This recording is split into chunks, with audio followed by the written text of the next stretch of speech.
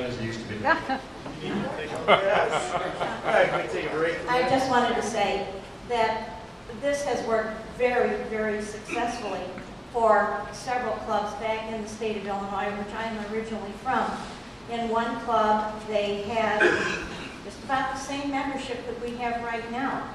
And within 6 months, they were turning people away. And this was only like a year and a half ago, so we know the economy was not that good at that time. I personally think that that's exactly what Avondale needs. We were thinking about this quite a few years ago, and I frankly feel that this is going to do so much for us at a time when we really need some help. Thank you. Thank you.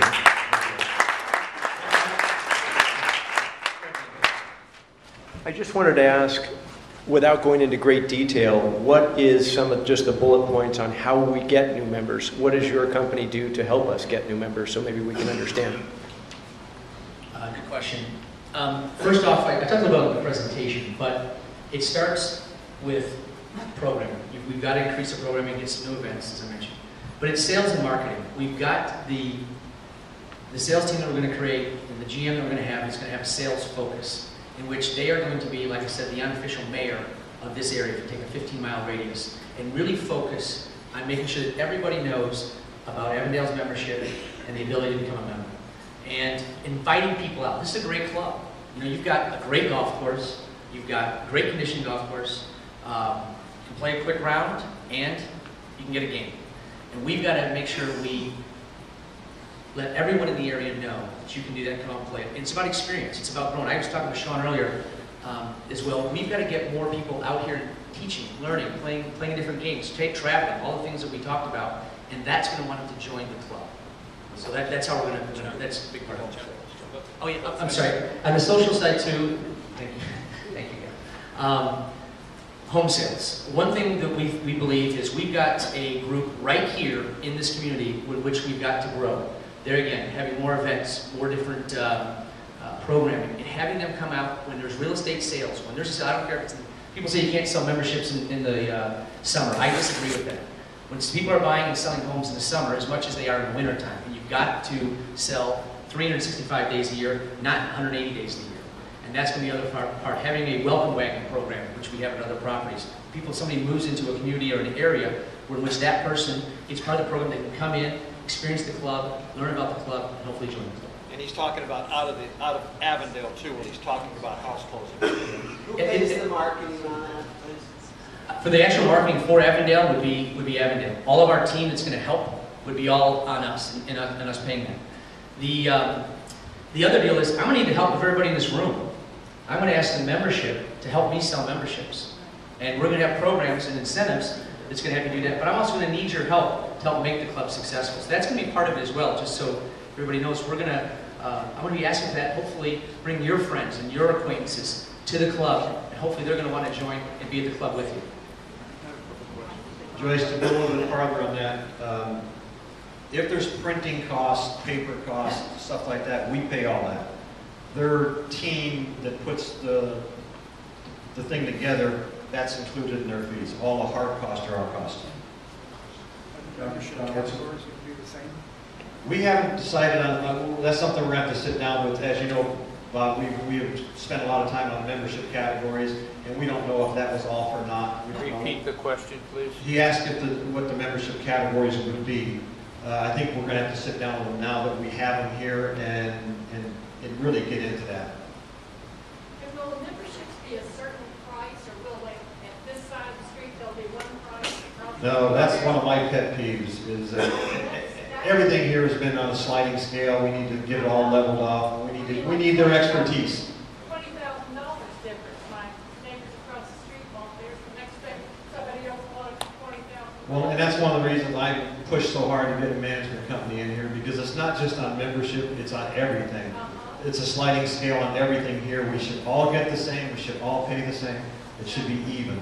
And I think that's what that will bring, is professionalism. I have a question for you. I want to be sure I clearly understood this. We have a 5-year contract, and we have that there's an out clause after year 1. Is that correct? Yes, because their upfront costs on year 1 are very heavy. Okay. I would suggest that we have an out clause yearly. This is a new endeavor, and if they are as good as they think they are, and that's not disrespectful, I'm just being, if you're that good, then you should have no problem with having a mutual out clause on a yearly basis. Make it a 5-year contract with a yearly out clause. Number two, question, we've talked about the fee in dollars and cents. What is that, and how is that determined? And number three, for what I'm hearing is the need and the excitement for new membership. How comfortable on a scale of 1 to 10 are you on providing and gathering enough new members to make the club viable? And I'll give you, if it's a high number, then let's look at maybe your commission and your fees are based upon your success in selling the memberships, as opposed to a blanket, so much per month or so much per year. That'd be a way to fund it, makes us partners as opposed to management and club. Just a thought. Okay, my memory's kind of short, so I'm going to try and attack these one at a time. If I forget something, step up, and I know you will step up and remind me. First off, there's a base fee that we will be paying. It is $120,000 a year. They have showed us in writing more that really the savings comes back to us. They originally started off asking for a percentage of the top end. I personally was against it. John was kind of in favor of it. We landed on this, and I might add, all three companies had the exact same fee. The other company, one of the other companies had a lot of add-on fees for a lot of different things, traveling and everything else. We don't pay any travel expenses on these people unless they spend the night, then we pick up their hotel rooms. We don't see that happening. One of the other companies, it was a lot of travel involved in it. I'm not an opponent of feeing them off on the top end because I believe it gives the chance of running the top number up and letting them get their money, and we have no guarantee on the bottom side. I'm not in favor of that. Go ahead, Joyce. Who was next? Joyce, did you have something? I'm sorry, Pat, what? I misspoke. The yearly out? The yearly out, we've only talked about the first year. There is a clause in there for cause, for any reason, you know, a cause throughout the whole contract. I'm happy with that. We can get into that a little bit farther with them. Without cause, just if we're going to partner up, it's like a marriage. And Lord knows I've been married multiple times, so it's kind of but just if we're going to get into this and really be partners, then let's be sure that we can get in and get out comfortably. Understanding too, though, John, that these guys are making a big investment. They're coming in here between now and November on their dime. We're not paying them a penny. And they're going to help us get set up, get ready. This is all out of their pocket. I think these guys are stepping up to the plate. The other two I call them contractors because everybody's a contractor to me, wanted a monthly fee ranging from $5,000 up to do what these guys are going to do for nothing. I think they've already stepped up to the plate.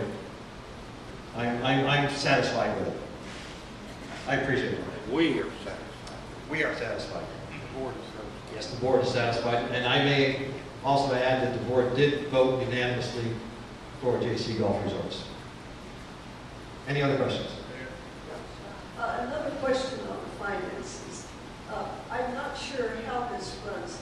Does JC Resorts take their profit from the fee we pay, or for example, if they put on one of these events and it makes money, do they take the profit, or does that go to the club? No, they absolutely do not take profit from anything other than that we send them a check every month for a management fee.